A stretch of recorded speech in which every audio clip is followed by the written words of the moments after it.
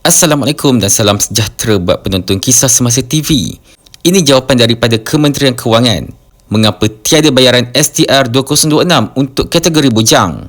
Mengapakah kategori bujang tidak lagi menerima STR pada 2026 dan hanya menerima SARA? Jawapannya, penerima STR kategori bujang akan dibantu setiap bulan melalui SARA.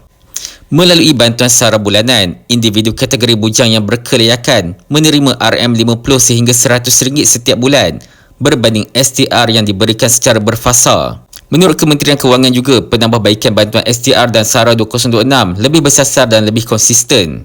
3.1 juta penerima kategori bujang kini menerima bantuan secara bulanan melalui SARA bulanan berbanding melalui STR hanya 4 kali setahun secara berfasa.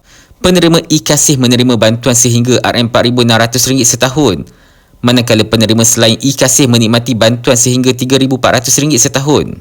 SARA untuk semua memperluas manfaat kepada 22 juta rakyat berusia 18 tahun dan ke atas melalui bantuan RM100 secara one-off yang akan dikreditkan melalui MyCard pada 9 Februari 2026 bagi membantu meringankan kos bersempena Ramadan dan Tahun Baru Cina. RM15 bilion diperuntukkan untuk STR, SARA bulanan dan SARA untuk semua pada tahun 2026.